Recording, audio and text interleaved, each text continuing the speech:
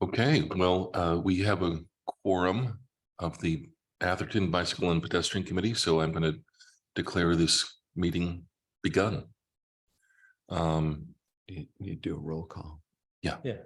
So All right. Robert, Thank you, Chair. oh, there we go. Howdy. Great. Member Lugers, Here. Vice Chair Bailoff is not here, but I think He's on his way. He's on his way. We have our newest member, Jabala. Present. Chair Jones, Here. and we have our council liaison, Councilmember Holland. Here. Okay. Now, why does she get to hide? To hide. Yeah. Hide.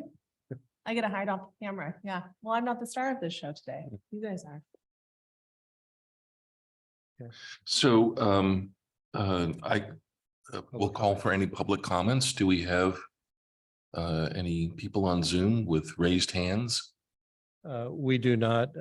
Most of the people on Zoom are actually with the consultant team, so we don't have any members of the public in person or online. And have we received any?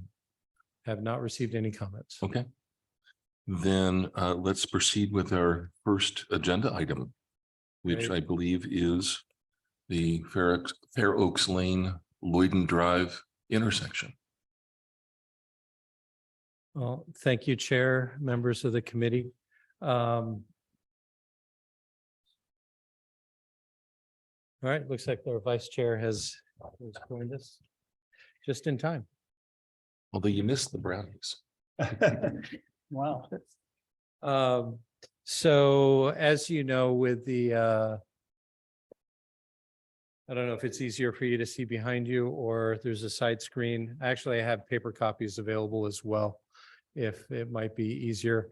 With our new town center, there's been a desire to improve public access from the Lloyden Park neighborhood.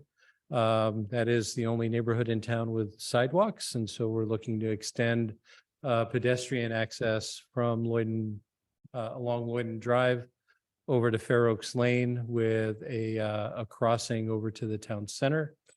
And so what you have there is a conceptual design prepared by Wildan, wherein the sidewalk is extended.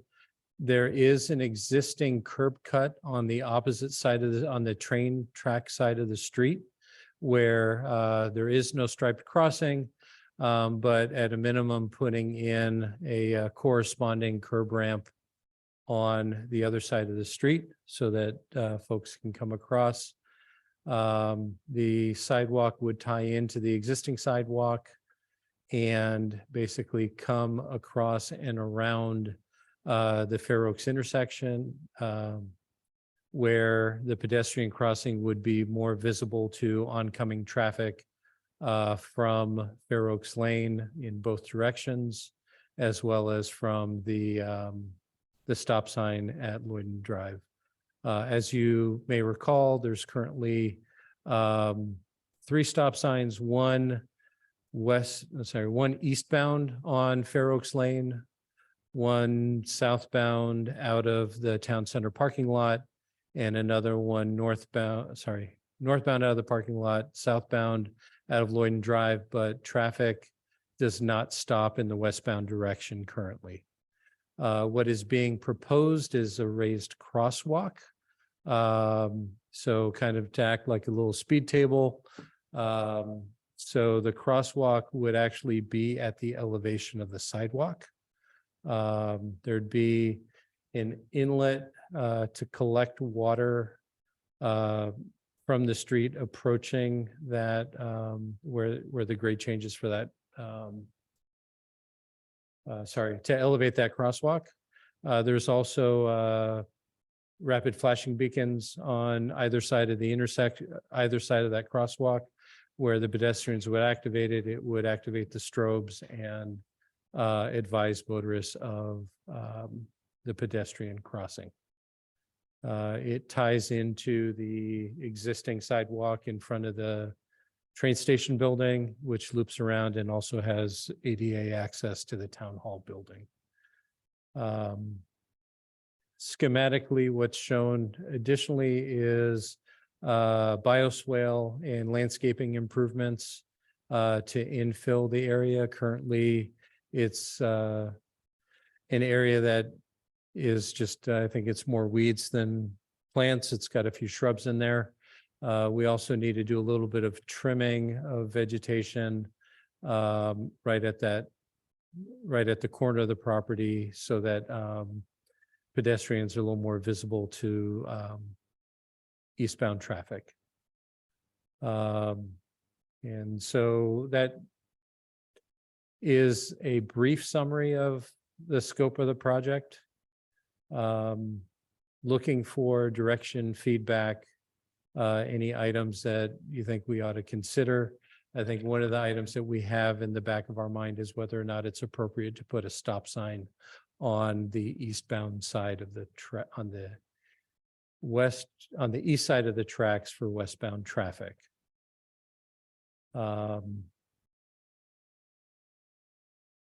So then, oh, I forgot, there is a small trail that comes through from, I think it's Redwood Way.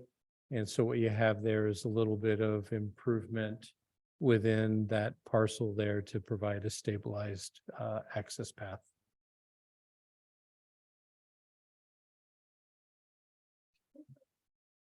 Redwood Way is back, I don't know if you can see the mouse, it's back in the corner. There's a pathway that runs.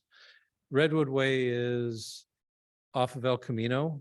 So if you go up Fair Oaks to El Camino, you turn right. It's the first block. If you turn right in there, it's a cul-de-sac.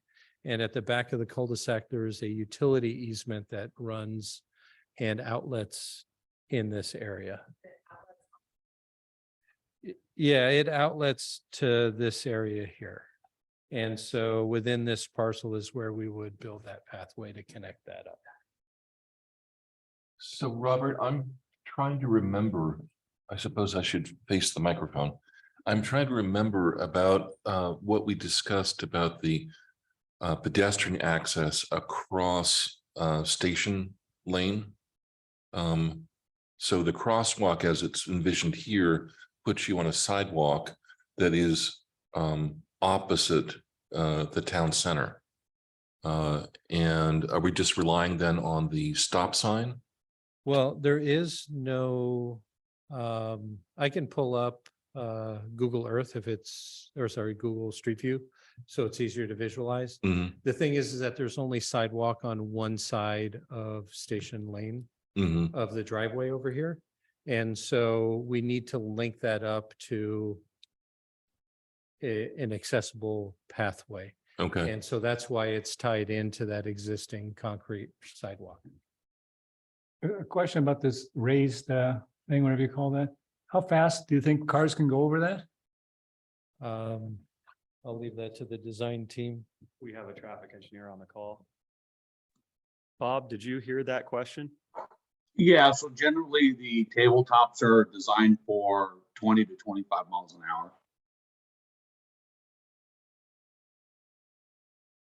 And you're not gonna be going 25 in that corner.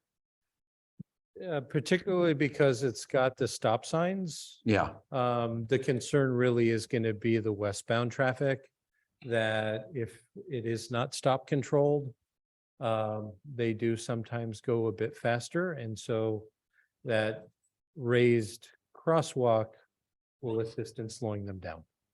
So in other words, if they're going too fast around the curve and they hit the bump, we could have a problem. That sounds like Berry Lane. I'm familiar with that. Where there's a hump and people go fast around the corner. Oh, the over the drainage ditch. Uh-huh. Yeah. That's the bad combination. So that would be the argument for putting a west side, a sign on the other side of the track. Yeah, I think that's something that we're seriously considering, is the appropriateness of putting a stop sign on the other side of the tracks. You know, I have personally experienced some racing not so much right here through the intersection, but certainly between here and Middlefield. And the racing I've seen has been going towards Middlefield. It could just as easily happen in the other direction. Okay. So I'm hearing support for a stop sign. Yeah. They're just cars. They can stop, they can start going again. It's right before the tracks anyway, right? So it doesn't seem Yeah, like no, it's- it would be on the other side of the tracks. You can't stop them right. No, Right. after the tracks. Yeah. Because otherwise you have Menlo Park. Yeah, Yeah, exactly. sitting ducks. So what's the argument against a stop sign? I'm not sure What's there is that? one. What would be the argument against the stop sign? I don't think we have an argument against it. I think we just need to, it's not included in this, but I think when we had the joint meeting with the Transportation Committee, we did talk about that stop sign. And just to clarify, the stop sign, could you point out where that would be located? Okay, so I'm gonna switch. Oh, got it. Okay, okay. Again, I'm gonna switch over to a Google Street View so that we can pan and zoom and all of that kind of stuff around the improvement area. So just give me a second here.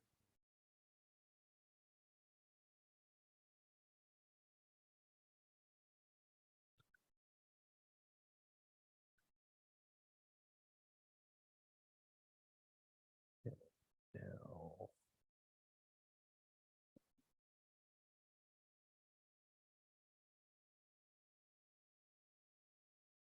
All right. So.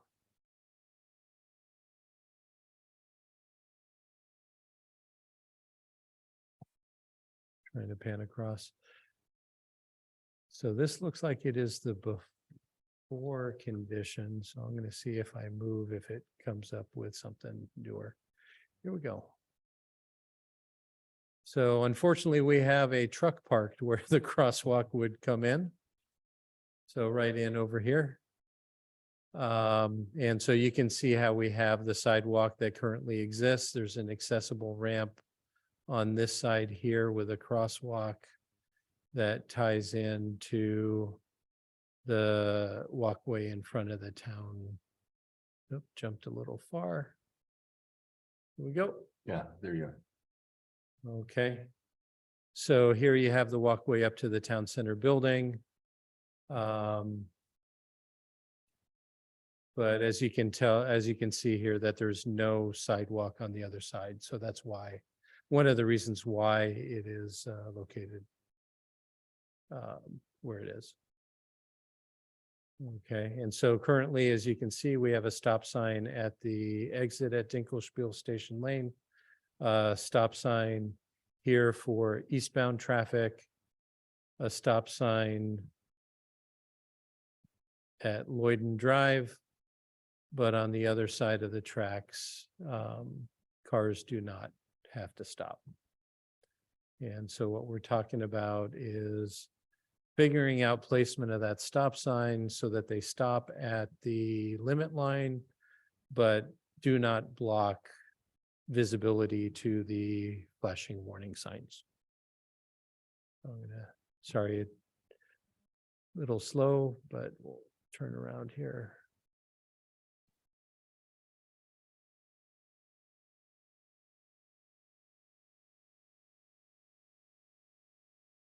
There you go.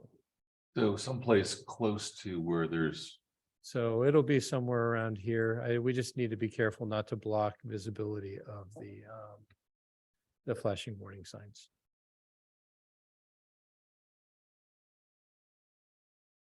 can you place this physical sign at something other than the standard height? Can you place it lower, higher? Not really. Yeah, I mean, there's a range where it needs to be. And so when I was talking about that sidewalk connection and the walkway connection, sidewalk would tie in over here and extend. Here's the ramp on the other side of the street that we would connect in. And then the pathway leads back that way.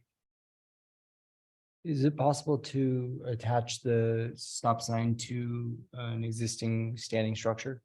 Such as one of the other, like the mirror that is there, or? I believe that that stuff is within the Caltrain right of way, so we would need to get their permission to do that. But I think we can find a spot to put it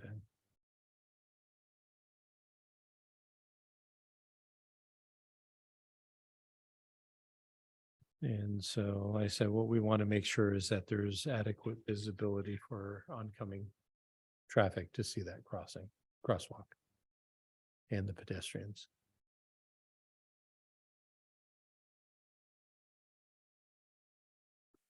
It's a complicated space.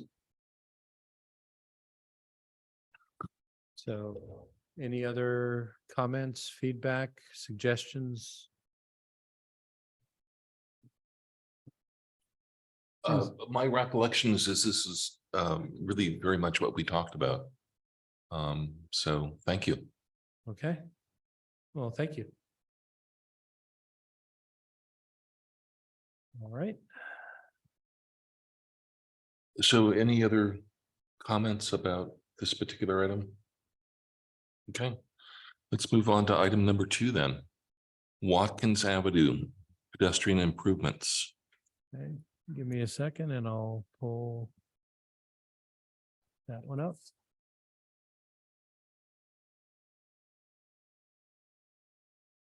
Okay.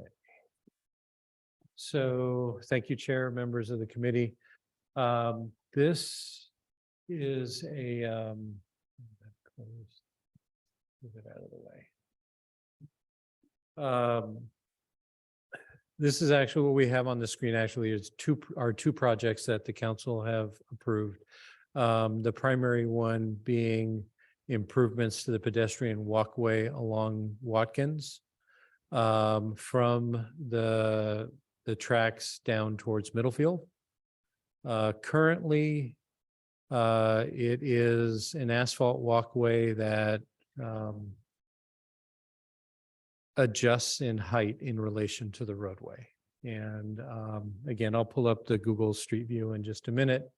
But in the first section, the walkway is about even with the roadway, but there's a concrete curb that separates the walkway from the street. And that is in that first section right near the rail crossing. It stays depressed to the pedestrian bridge, which is, I want to say right around here. And then it kind of raises up a bit to match up with the curb. There is a pedestrian crossing at McCormick. It stays elevated and then it drops. It stays depressed and then it goes up as we approach the entry to the park. And then it goes down and then it goes up. So it kind of fluctuates in relation to the roadway and the curb.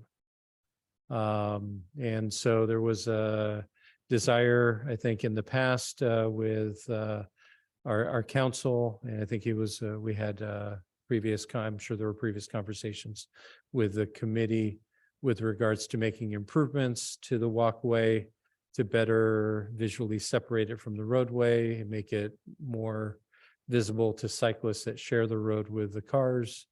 And in the meanwhile, also maintaining accessibility.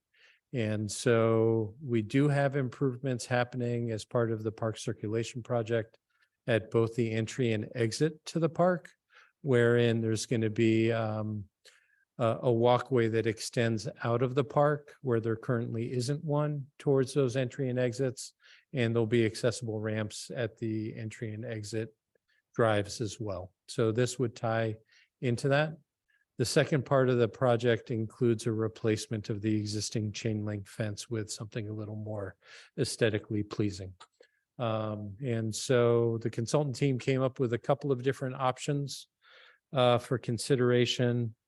We'll highlight that real quick and then we'll jump over to the street view so that we can illustrate it.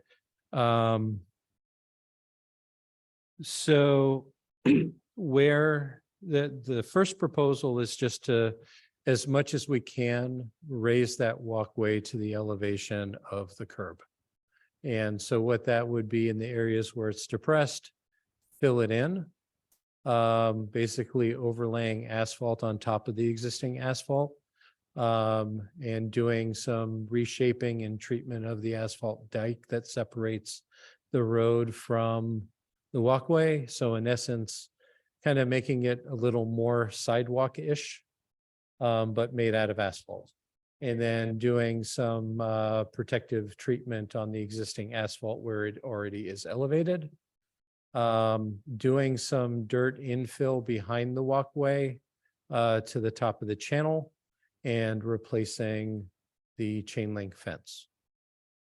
So that's option one.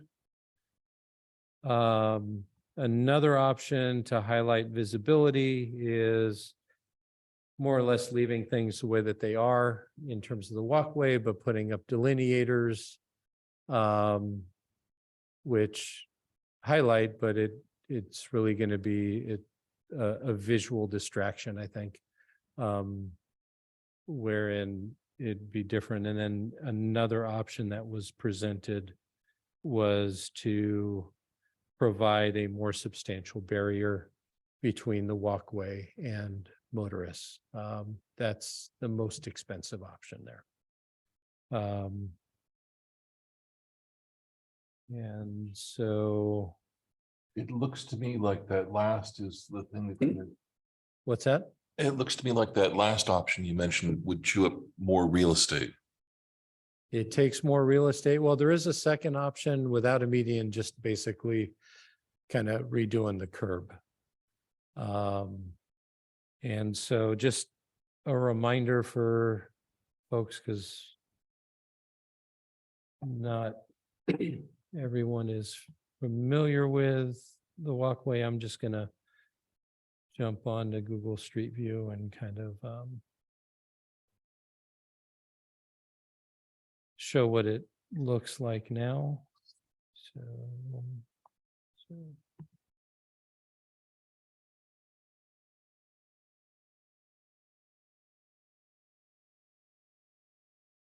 and so you can see it's just basically an asphalt dike. It is not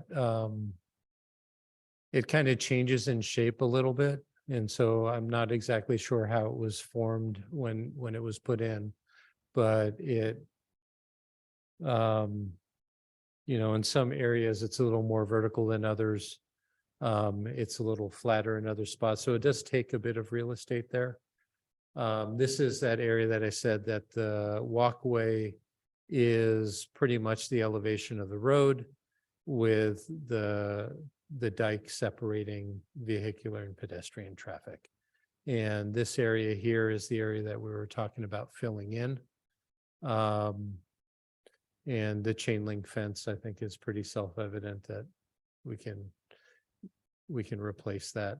So And just to be clear, are you saying that you would push that fence out to the outer edge then and create more of a wider walkway? We would move it a little bit. Well, to do the asphalt paving, we have to take out the fence. Right. And so it'll be taken out. We'd put in the walkway, fill in the backside, and then put the chain link behind the walkway. But you couldn't push that? it all the way out to that. I mean. That's cement barrier. Here. It wouldn't go all the way. I think I think there may be a utility line back there that we need to be cognizant of as well. But there are standards in terms of the minimum width. And I think we need to maintain that at being a minimum of 5 feet, and we'll make it as wide as we can. From the creek or wherever that culvert or wherever that is. No, I said the actual walk from the top of the dike back, it'll be a minimum of 5 feet in terms of how wide that walkway is. I think right now there's only like 2.5 feet between the back of that asphalt and the channel. Do people feel safe walking in that narrow a passageway? Because it seems like wider would be better. I was gonna say, we can try and make it as wide as we can, but we can't really encroach too much into the existing roadway. No, I'm not talking about the road. I'm talking about towards On the the other side. other side. I don't even, how wide is that? Maybe I'm responding to something that's not an issue, but do people complain about the narrowness of that walkway? Okay, so it looks like the proposal is to have the walkway be about 6.5 feet wide from, I'll call it the backside of that dike. Okay, So from this point here yeah. back, it'll be about 6.5 feet wide. What is it currently? Um, That number? it's close to that. It's about 6 feet. Yeah, it varies a little bit, but it's about 6 feet or so. And Um, will that raised berm still be there, the white? Yeah, so what we were talking about in the first option is following, I'm trying to get back here. Following the access to the pedestrian bridge is where we would be able to raise the elevation of that walkway So it's gonna be as high as the top? of as that? high as the top of the dike, The dike being, the asphalt, yeah, the Okay. berm. Okay, Okay, so we would elevate the walkway, basically fill that in with asphalt to raise it. Or at least that's the proposal on that. and first that would be option. all the way to Middlefield. Yes, with a few areas where it comes down. So the first area it would come Entrance. down would be at the McCormick Crossing. So we can put in accessible, what do you call it? Accessible ramp for folks to cross the street. And then where I think that the walkway is already elevated at the entry and exits to the park. And then I think there'll be another depression for the crossing at Burns as well. And then transitioning at Middlefield where it is also depressed. Is this still gonna be a shared road? Because I see the Yes. sharrows on there. It's not gonna be a bike path. There's not enough width for a dedicated bike lane Right, or a shared use path. okay, because I wouldn't want it to be a bike path because people are gonna go off the edge.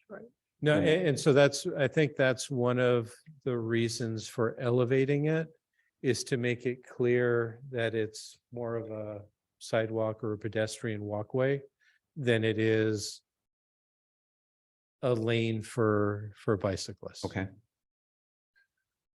it's, I'm just wondering what the benefit is to bicycles, cars, or pedestrians to raise the whole level. I realize it makes it look more like a sidewalk. But it also is going to require quite a bit more material to do that. Is it necessary? As opposed to, As opposed to leaving it at the roadbed level? well, again, right now, it goes from being depressed like it is here to elevated. So it goes up and down. I guess I haven't, well, I clearly haven't cycled that. And I don't know as I've ever actually walked the whole bit of it. I've cycled it. there it goes up. at the, It's not great, like being close to that berm on a bicycle, being passed by a car is, I would just scary. Well, it's a narrow road. Yeah, it's a narrow road and cars drive fast. So I guess I'm, wondering how far off we are space wise for having a mixed use, a bike and pedestrian path. Well, for mixed use, On bikes, they're gonna. we have to cover the channel. Yeah. Well, I think you'll find that people with smaller children are gonna use it as a bike path, Right. but a commuter bicyclist is not, or someone, a recreational bicyclist is not. Someone with kids in tow. Yeah. Yeah, Like- because they might say, hey, we'll go ride around in the park. Yeah, so I'm gonna say the thing, there are other things happening that'll hopefully make it easier for folks to get into the park with that circulation project. And so if they're coming from the west side, ideally, if they're going into the park or through the park, they're going to take the bridge, the first pedestrian bridge. And so unless they're going all the way down, they'll go into the park that way. So bicycles can go on that bridge? What was that? Bicycles can do what? On the pedestrian bridge. Oh, right.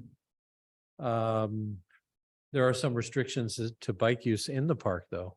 Yeah. But the bicyclists can take the bridge. It ties into the pathway to Felton Gables. I know. When I first moved here, I did like Google Maps of how to get to Menlo Park train station or something, and it tried to direct me through Felton Gables, but I didn't have the The key. magic key.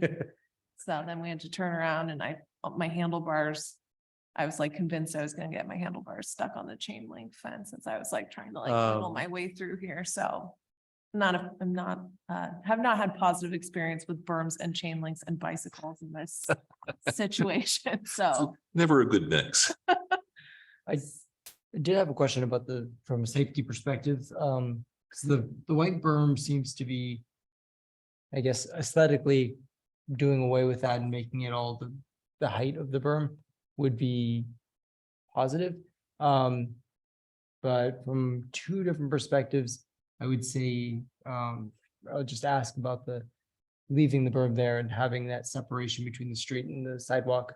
One, the children being on there, you're not gonna, like, if you have it all at the same height, it's easier, especially if somebody's passing the bikes, for the bicyclists to fall off the side into the street. I feel like that would be a little easier to do if that berm no longer exists. You know what I'm saying? Well, yeah, so the berm not only separates cars from pedestrians, but it separates pedestrians and any other bicycles or anything from the roadway. So it would tend to bring people back into the pathway and not the roadway. Right. Are you talking about in one scenario where the walkway will be elevated above the roadway, or is it going to be level? Okay, so right now, I say, here's a good example. You saw the area where, so you can see that this area here is a little depressed. There's other areas where Right. it is Even, even. Right. And so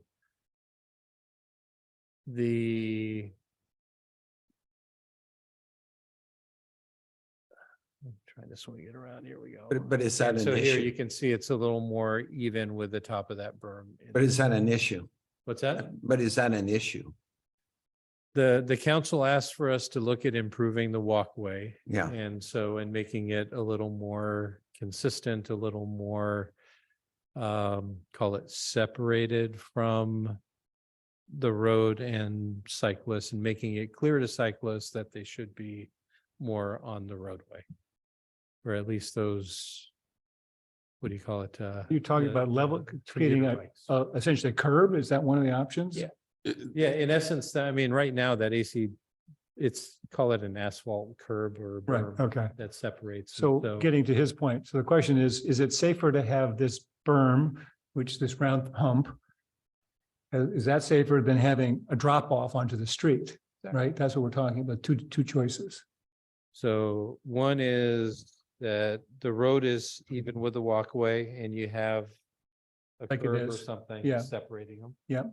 Or more like a sidewalk where the walkway is elevated above the road Right, and basically asphalt curb there. And so what it would be is that it would be trimmed up and made a little more straight than, even Atherton citizens know about sidewalks. yeah. So, It just wouldn't be made out of concrete. It would be just Yeah. asphalt sidewalk. yeah, I actually prefer the configuration as it is. It also prevents cars from, when you get close to Middlefield, cars going, oh, I'm going to use that a little bit and go around because I'm making a right turn. Going up on that berm. If the sidewalk was at the same level as the berm, they could put two wheels up there. yeah, it's a lot harder to do that with just just a berm? With the berm, they're going to drag some of the cars. Yeah, But if it's elevated, they could do that. Of course, there might be a ditch there too. I'm not sure. I'm not sure if that's an issue, but in terms of bicycles riding there, I prefer to have, and we're typically talking, I think of the people that are going to use that are small children. Mhm. It's better to have a barrier instead of a cliff. Agreed. Okay, And so what I'm hearing is the council wants us to choose an option and then make it consistent throughout versus like either select that it's the same height as the berm or is recessed from the berm. well, I'll rephrase it. The council asked staff to come up with a couple of to design something. We have a couple of options. We're presenting them to you for feedback and kind of I that think the direction. existing one with a better looking fence would satisfy the council and it would satisfy us as far as safety. Particularly, I agree with that, particularly if you could push the fence closer to the ditch or whatever that thing is called. the Actually create drainage. a wider walkway would be ideal. And it's less intimidating. The bicyclist or whatever is going to feel more comfortable being closer to that, further away from the street. And even talking, obviously bicyclists, yes, small children, like you were saying.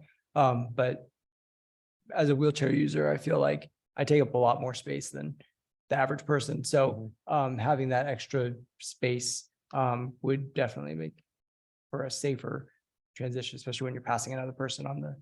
Yeah, and as I think about as a bicyclist, since there is no bicycle lane, I'd rather have the hump or the berm, whatever you're calling it, because that's less catastrophic if I hit it than it is if I hit a curb. Mhm. If I hit a curb, I'm going down.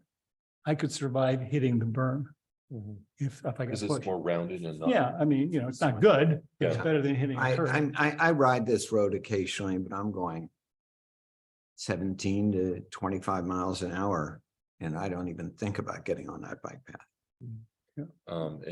Like Yeah, you said. it again, would I'm read- gonna say it's not a bike path. It's supposed to be a pedestrian. Oh, path. but let's see if- But, But there If are it- young. and it young looks like a folks bike that path. Use it. Are there? But if you're on the road and you get pushed off by some bad driver, you actually have a chance to go on it. You could have you could get over that hump if you had to, right? no, It wouldn't be easy. no way. No way I could get. You have a over better that chance hump. of that than you do a curb. I could bunny hop it maybe. Yeah. Well, that's If what I I'm was saying. good. You at least have a shot. Yeah. Right. I think So, Robert, are there such things as anti-sharrows that could be put down? Anti-sharrows. Anti-sharrows, no bicycles on the pavement. Oh, don't even Oh, think we- about that. Just would encourage them? Don't even think about saying no bicycles. Okay. but like on the pedestrian pathway, that might. Yeah, that's what he's referring Yeah. to Yeah. is on the pedestrian. Oh, path. okay. I wasn't thinking about shutting Watkins off to bicycles. I was thinking about just. I don't think we should put that on the path either because your parents with small children are gonna go. Good, I'm gonna drive my car instead. Yeah. And wheelchair users, Yeah, they kind of Okay. have to use the back. So that's- what I'm hearing is pretty much try and keep it as it is. If we can widen it a little bit, replace the fence. Seal up and do repairs as necessary on the existing walkway. Is there any reason that the areas that are recessed below the level of the street can be raised to the level of the street? I don't think there's anything really below the level of the street. Okay, I think because it's in more- the plot there were a couple of sections that said, Red sections. red sections that said they were lower. I think they were the ones that, Wow, that would make sense. I think they were the height of the, Oh, the there may be a little section right near the train crossing, Mhm. and that's an area that we wouldn't touch. Okay, yeah. that's concrete now, isn't it? Well, there's a concrete curb in that area, and I can jump in and share that real quick.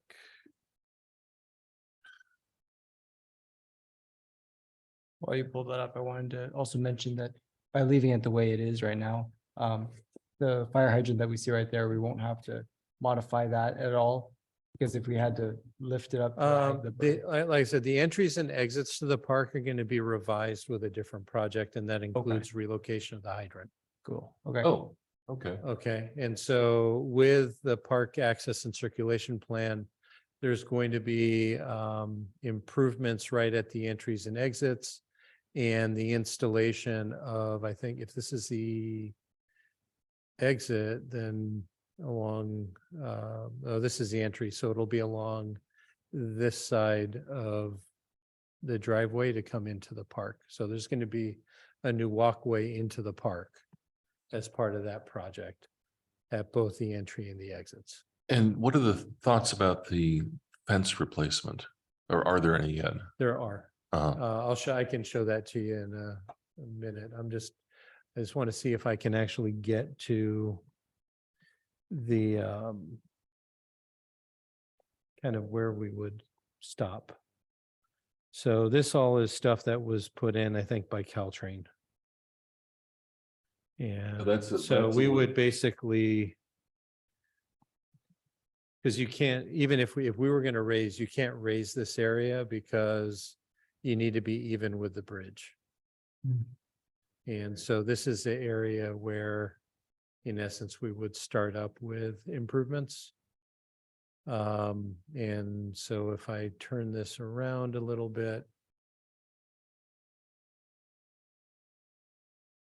the walkway here may be really close to the elevation of the roadway, or it may be a little lower, but Can we?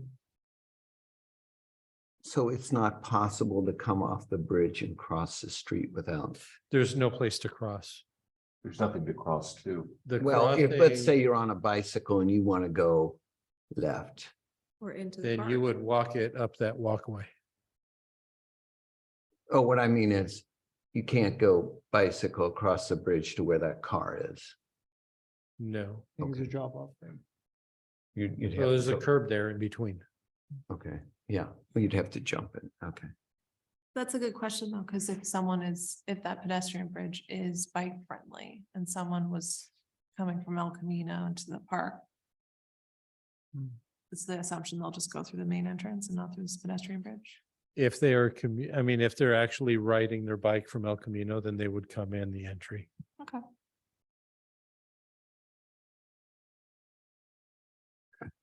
Just out of curiosity, is drainage an issue currently on any of this walkway? I don't believe so. Even this winter. The trail. I say, in this area, I haven't heard of any Mhm. issues. We have a lot of other problems, but I don't recall having to clear anything over here. So what other aspects of this project do you want to, Get our that was opinions on. that I can show you an image of oh, the fence? the fence. Yeah.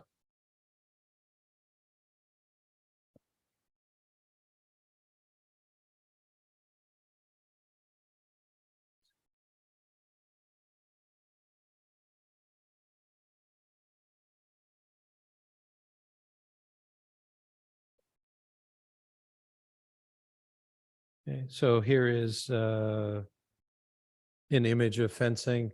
It's what's being proposed is similar to what we have along the tracks here through the town center site, but at a 4-foot or a 5-foot height.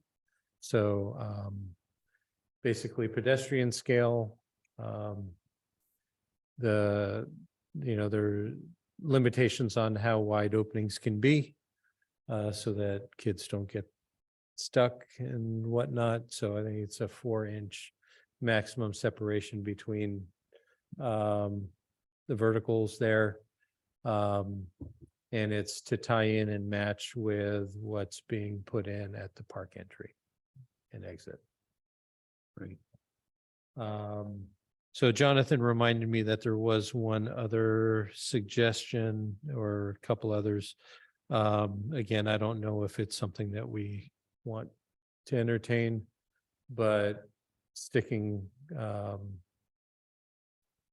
bollards or flexible bollards on top of that dike. I feel like that might be a little unsightly. Yeah. Personally. That was my thought. I don't think it's necessary. Okay. Would the dike remain painted white then? I think we want to keep some contrast. I think I don't want to put words in the committee's mouth per se, but I think we probably still want to trim that up a little bit and make it a Sure. little Yeah, cleaner. it looks kind of random. Yeah.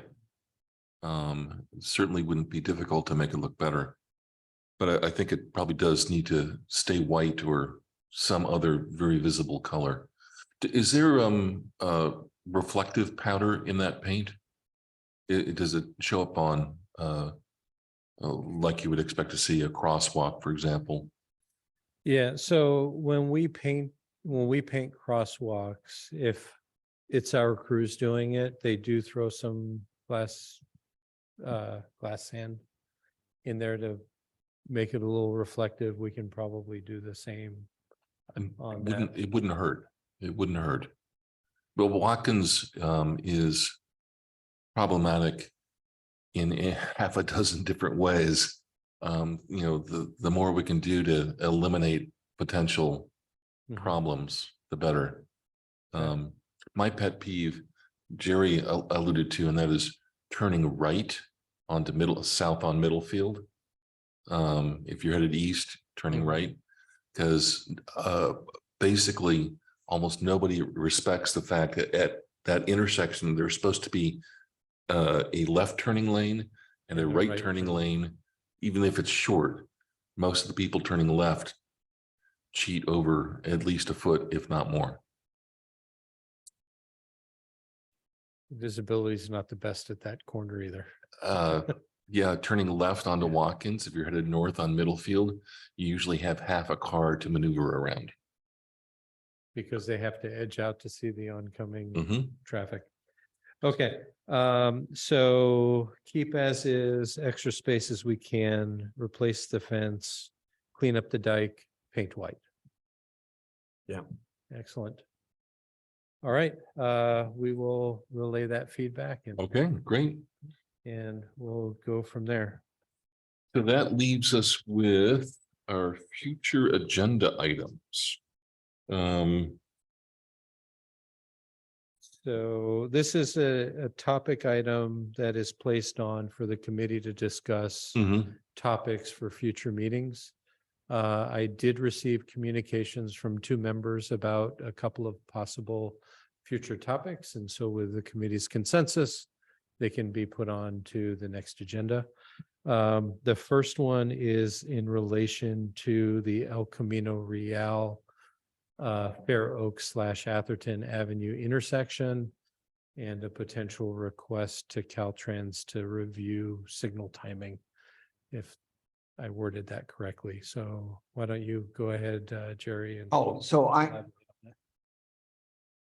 couple things. One is it's at least a quarter of a mile to the crosswalk to the southeast and a quarter of a mile to the crosswalk to the northwest from Fair Oaks. Oh, so you're talking about like Almondrall and Isabella, I think, are the 2. Okay. Yeah. Yeah. Okay. So I would like to see a crosswalk at this intersection. Isn't there one? No.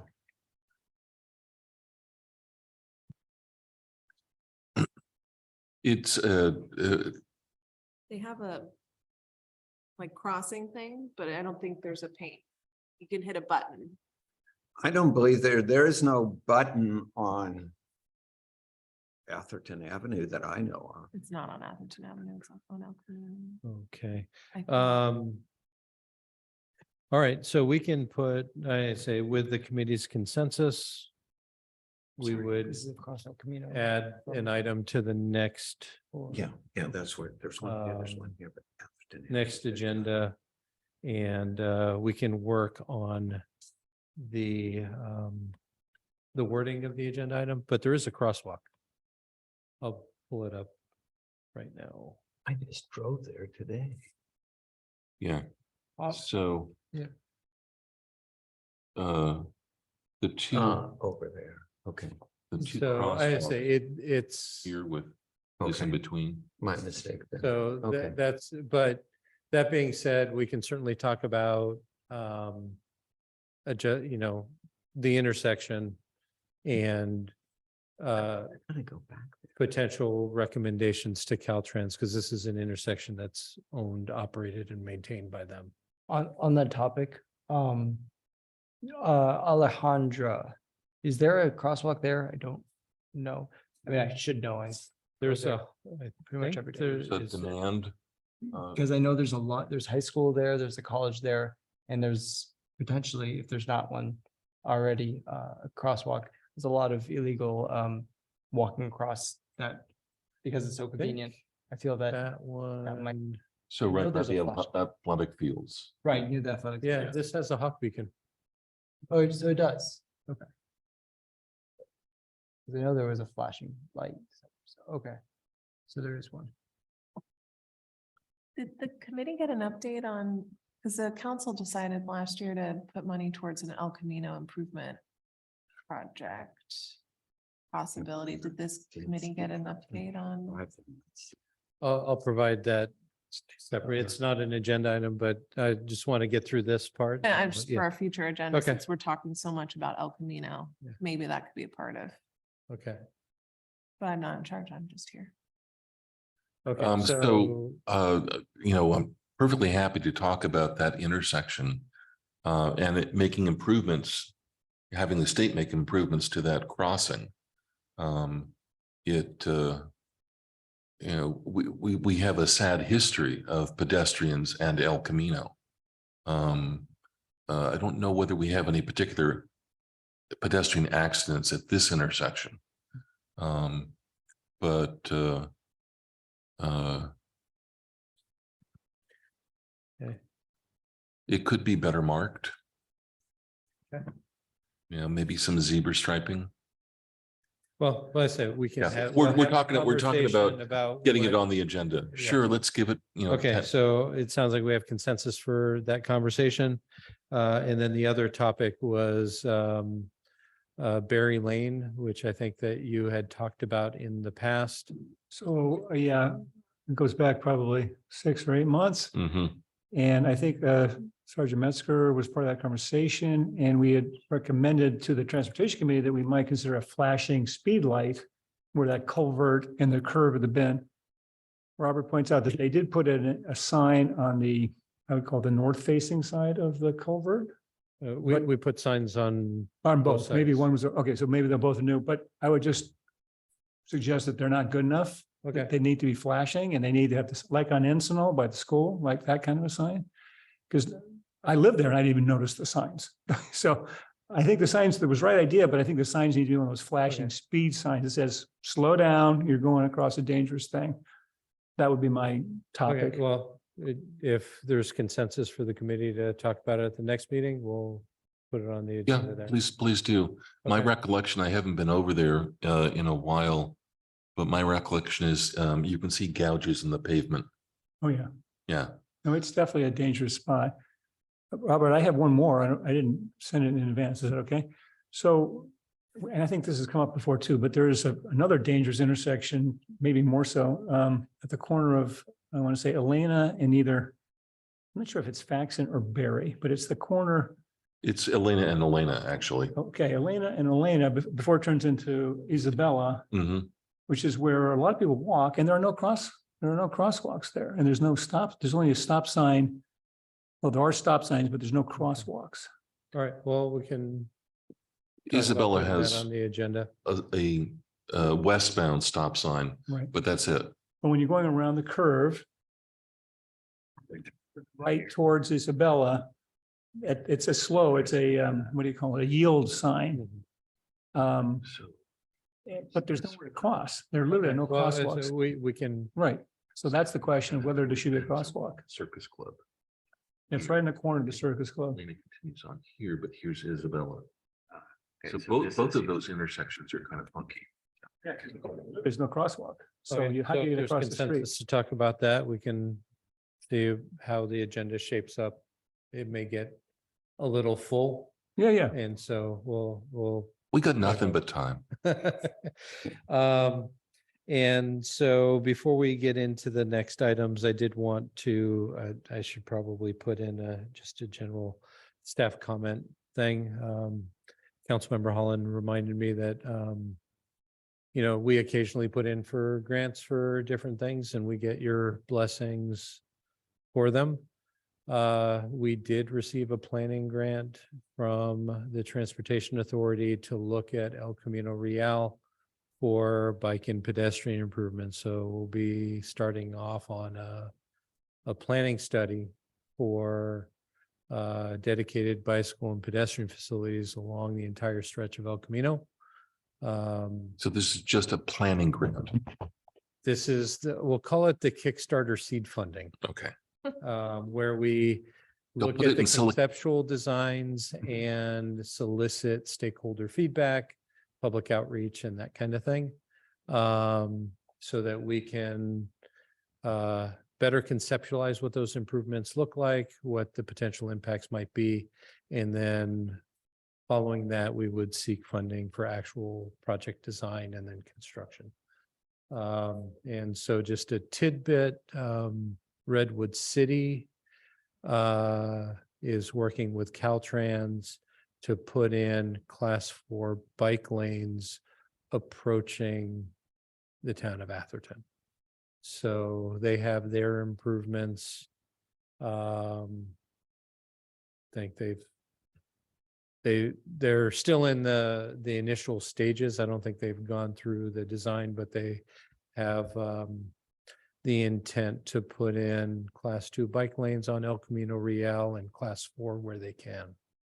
So can you go over the difference between Class 2 and Class 4? Sure. So different classes, you have a Class 1, which is a separated bike trail.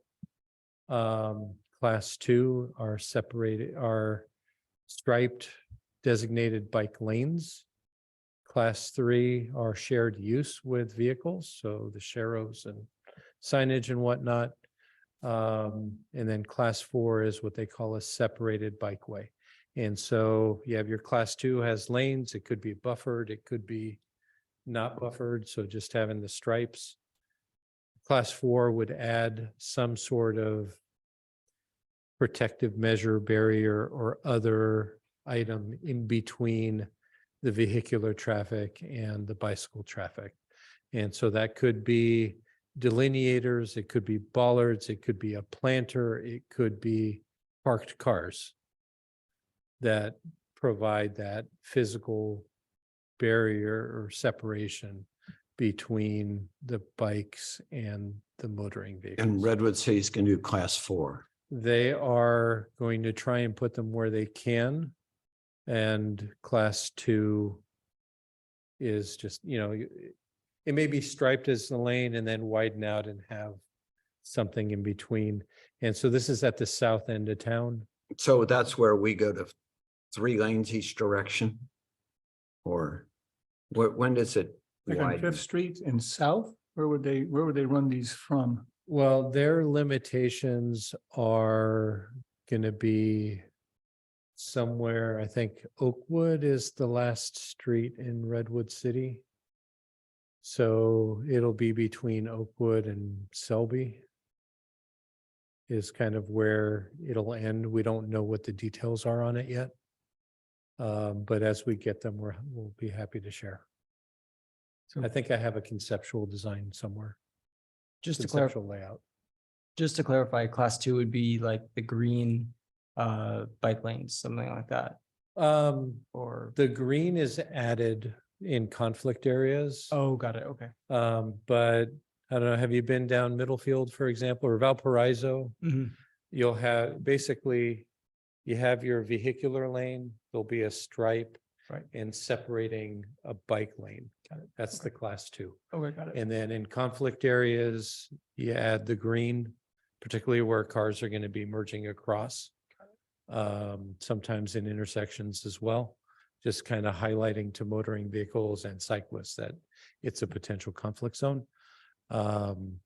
And then, like I said, the class 4 widens that separation and puts something in between.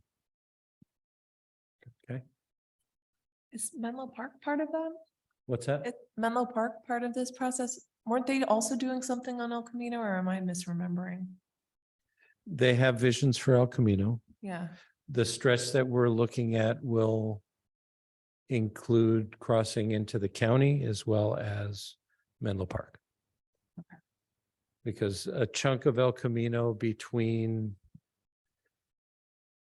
so I don't know exactly where, I don't remember exactly where the limit line is, Is but it- there's a section where it kind of jogs over mhm. from being all El Camino in Atherton to crossing over and being Menlo Park. So I don't remember if that's at Encinal or north of Encinal where that line crosses, where we have properties in Atherton on the side of the street, Yeah, but the actual roadway, though it's a state highway, is in the jurisdictional limits of Menlo Park. And on the south end, part of it's county. So they are partners. They both did letters of support. So no, sorry, I thought Menlo Park was also similar to Redwood City, working on a bike lane project for El Camino. they may be, I Okay, need to double check. okay, I just Yeah. thought we were gonna try and mirror what was happening on like our borders. So is Redwood City going to get rid of a lane, go to 2 lanes each way? Not Unknown, clear. pardon? It's not clear. Okay. So those are kind of staff updates, and then if you want to move on with the rest of the agenda. So we've covered our future topic suggestions. We'll get those on the agenda for next meeting. The next item is the next meeting. So ordinarily, we would be meeting the 4th Tuesday of May. Everyone pulls out their calendars. That's the 23rd. Yeah, I already have it on the calendar. I have a lot of these on my calendar, but I have to change it from 4:30 to 4. Does that work better for you, Robert? Huh? Well, I think that's what was published on the website is. 4 o'clock. It probably was. The original draft agenda Yeah, had that was 4:30. my error. Yeah, okay. So I was late. So I think, I looked at the calendar, I think it's the 23rd is the regular meeting date, 4 o'clock here. And so, Does that work for everybody? 4 o'clock. All right, That's, you said 4 o'clock, just to confirm. 4 o'clock, 4 o'clock, okay. 4 o'clock. Just to confirm also, that is still within my, yeah, I say, Yeah. right now you're appointed, I think, through June. okay, Just, Right. I think the concern was related to whether or not you're still going to be an Atherton resident. right. We hope you are. I'm Um, applying to become, continue my schooling at Menlo College, so hopefully I Okay. am. So, Oh, that would be good. Yes, I would enjoy that. Is Okay. BPAC looking for more members still? Is there an we opening? still have a vacancy, yes. Okay. So if you know anybody that wants to apply, And there was no decision to merge it in with transportation that got, not at this time. yeah. That went downhill. Yeah. However, there is, I think, still some utility in it, occasionally having joint meetings. Yeah, I think we've had a couple. I think we're going to continue to do that. Yeah. And also when we aren't meeting, Steve, are you going to do liaison to them? I must have missed some communication along the way, but yes, I'm happy to. Okay. Okay. Yeah, because so we'll need to get a report from Steve on the Onto the agenda. agenda, Okay. probably pretty much at the top. So When is we- the next transportation committee meeting? Every odd, I think they're the odd months. Okay, Second Tuesday of the odd month. Could you just send me whatever it is if I need to go to one? I'll make sure that PD sends out the Okay. invite. Looks like, That'd be great, Steve. Thank looks you. like the Sure. last couple were canceled. Okay. You didn't Yeah, miss anything. absolutely. So we have our next meeting set. And we are adjourned. Thanks all. All Right. right, thank you. Done. Ooh, I can do this. There. Oh.